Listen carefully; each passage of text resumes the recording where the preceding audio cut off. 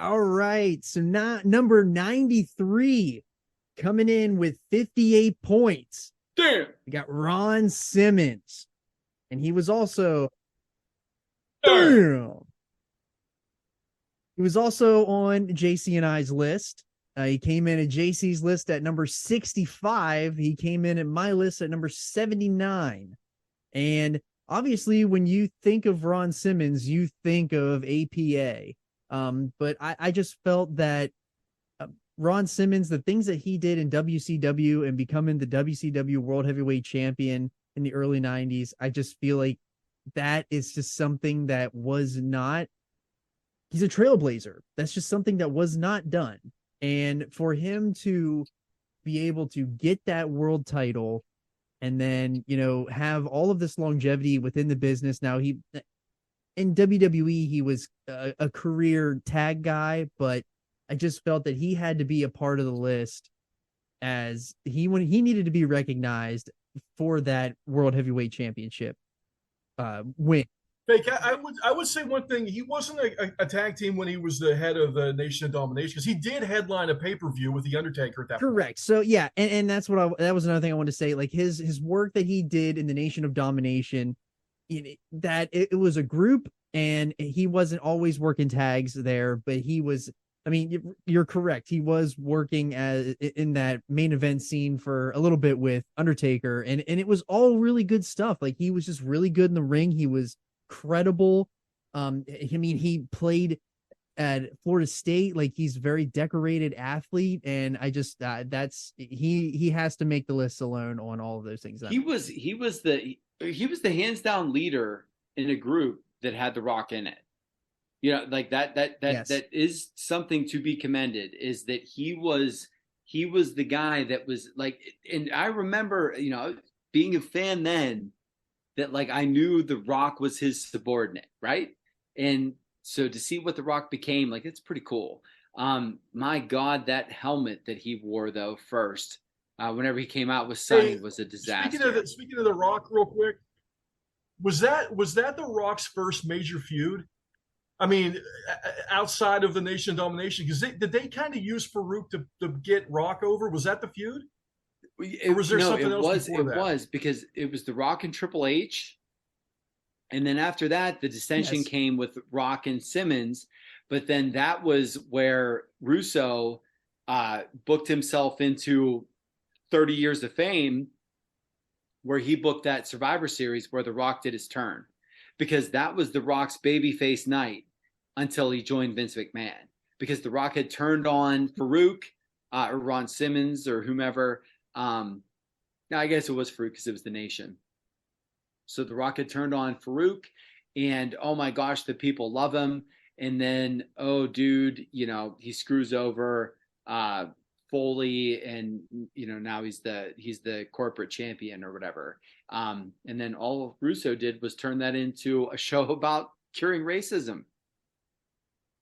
We are the nation, the domination. Bless you, Vince.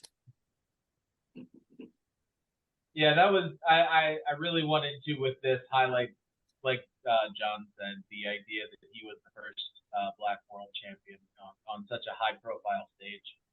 I think that really says something about him as a human, and him as someone that they could, put that on and give that distinction to. He was, by all accounts, he was always a very loyal and very hardworking guy. He didn't always, didn't need to be flashy, didn't always need to see it, but I think that cultural impact alone, if we put Matt Hardy for his innovations and his cultural impact and that sort of thing, I think Ron can go in there as well. But yeah, just to piggyback off that helmet was rough. Farouk Assad. Yep. Wrestle crap in the best way.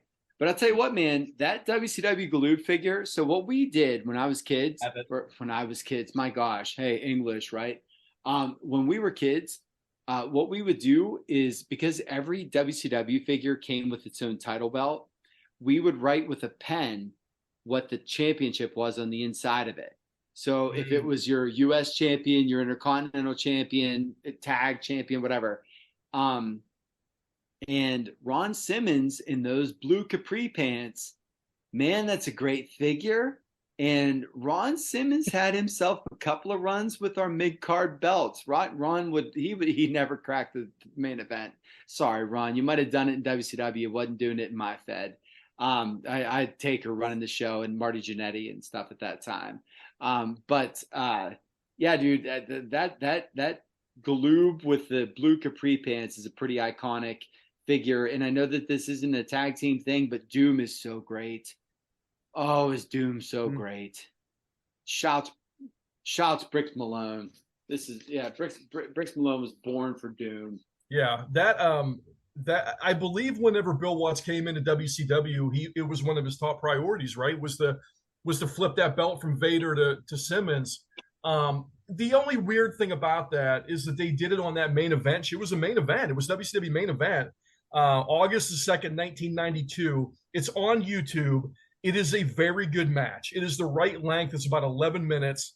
Man, that place goes nuts whenever he wins that belt, man. I mean, it's one of my favorite things in wrestling when all the baby faces come out to celebrate whenever a baby face wins the belt, and everybody storms the ring. The people are going nuts. I don't think that they drew well after that with him on top as champ, and I think that kind of.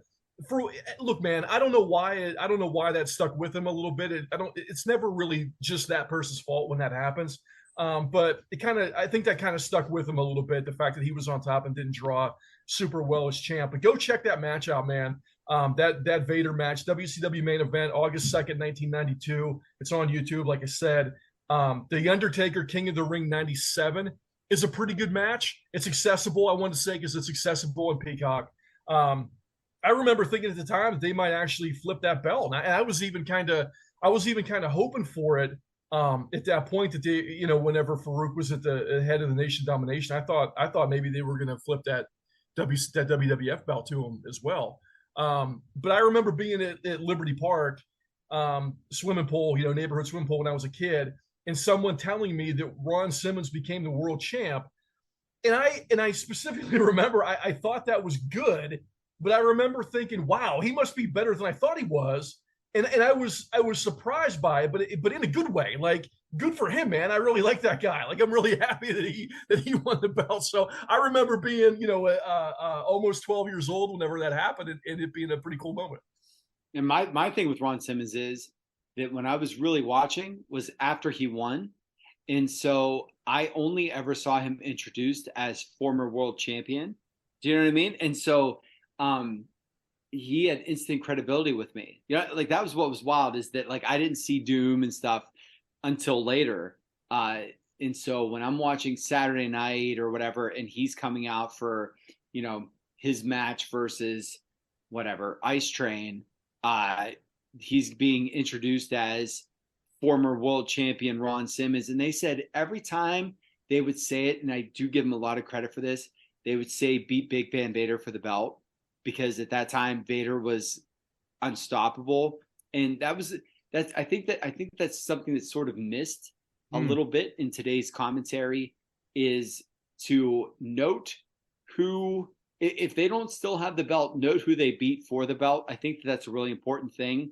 And not do it in the way where it's, Michael Cole saying, and he beat the Miz, and he beat the Baba, and he beat the Baba, and he beat the Baba, and then the Baba. Like, if you can give this seminal win over this important person, that sticks way more, So the next time that, Jey Uso wrestles a singles match, when they say this is the last man to pin Roman Reigns, that matters. And that was what happened with Simmons and Vader, was that they put that over, that like this guy beat Vader for the title, and that gave him credibility throughout his entire WCW run. And then when he came to WWF, he had it with me, except that helmet was so terrible. He even had Sonny, but he had that helmet. Oh, shoot. I'd wear that helmet tomorrow, by the way. I'm just saying it wasn't a good look for a guy in 1996. Yeah. I've seen you wear that helmet. Yeah. Was that helmet always blue, or I seem to remember a silver version of that helmet too? Yeah, I only remember blue. Maybe it turned silver once the paint wore off. Me too, but I'm on it. Nope, I got a blue and a silver helmet. Absolutely a silver helmet right here, standing next to Sonny. Silver as silver can be, man. Shockmaster silver. Speaking of iconic helmets that we need to do a show on, Podski, top 100 iconic helmets by wrestlers. Dude, there is a Farouk. The Farouk figure has a silver helmet. The Elite 98 figure has a silver helmet. $13.99 on Ringside.